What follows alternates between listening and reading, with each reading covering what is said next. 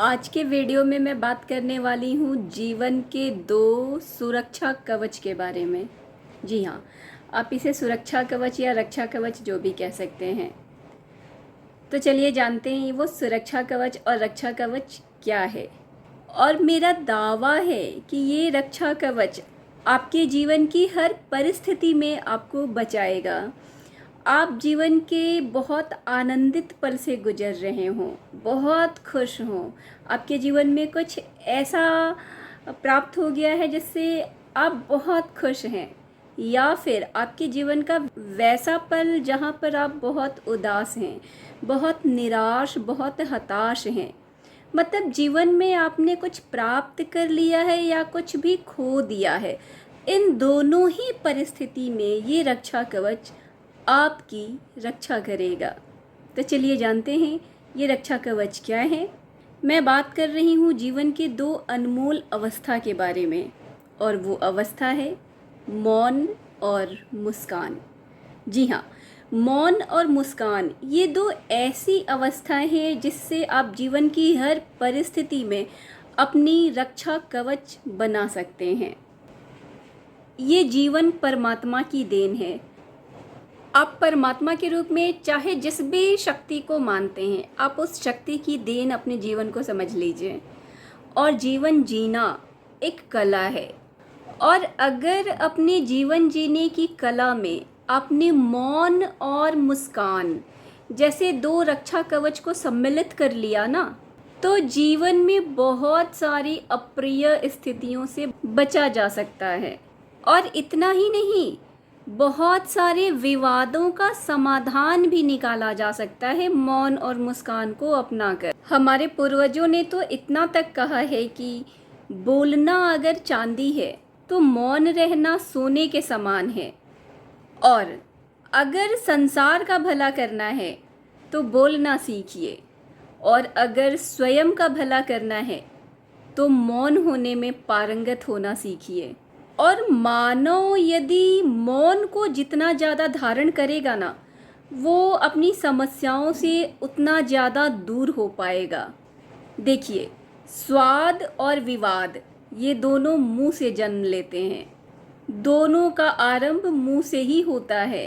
कोई चीज़ स्वाद में अच्छी लगी, किसी चीज़ को जुबान ने चखा, स्वाद अच्छा लगा, उसे और ज़्यादा ग्रहण किया, बल्कि अधिक सेवन कर लिया तो अपच जैसी समस्या उत्पन्न होगी और उससे अस्वस्थता की ओर बढ़ेंगे। तो जुबान को कंट्रोल में न रखना ये अस्वस्थता का कारण बन जाएगा। और यदि कोई बात किसी की बुरी लगी और तत्क्षण ही उसका रिएक्ट कर दिया, और यदि कोई बात अच्छी नहीं लगी और जुबान पर नियंत्रण ना रखते हुए ही कुछ अप्रिय कह दिया, जिससे विवाद खड़ा हो गया, और बाद में ये सोचना पड़ा कि ऐसा ना बोला होता तो ही अच्छा होता, तो यहाँ भी जुबान ने ही विवाद खड़ा कर दिया। मतलब जुबान को मौन रख लेते तो इस विवाद से बच जाते। इसलिए आप देखते होंगे कि जो समझदार लोग होते हैं ना, वो तभी मुंह खोलते हैं जब उन्हें लगता है कि मौन रहने से श्रेष्ठ उस वक्त बोलना है। जब आपको ये लगे कि आपका बोलना उस वक्त मौन से बेहतर है, आप तभी बोलिए, अन्यथा आप मौन को धारण करके देखिए। मौन रहने से कई फायदे हैं। एक तो आपके शरीर की ऊर्जा का अपव्यय नहीं होता, मानसिक विचलन या भटकाव नहीं होता।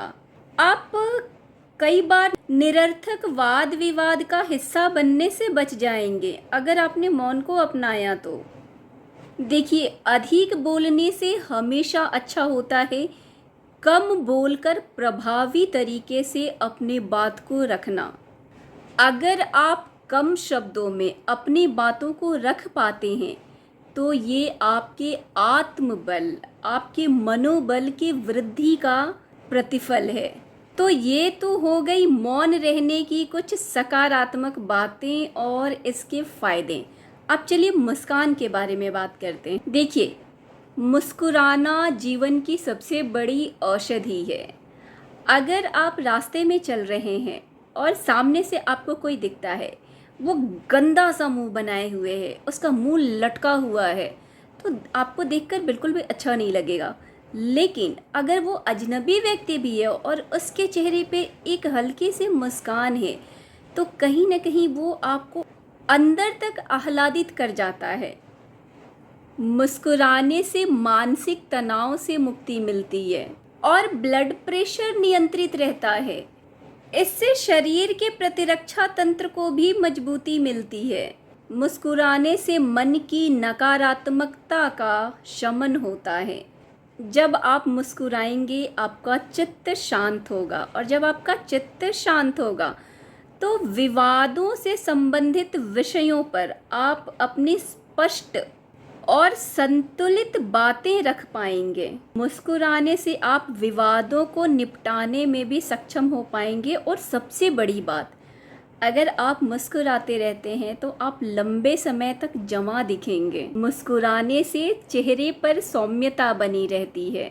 तो फटाफट उठिए और बिना किसी लागत के मिलने वाले ये 2 रक्षा कवच अपने जीवन में आज से ही अपना लीजिए। मौन और मुस्कान। मौन और मुस्कान।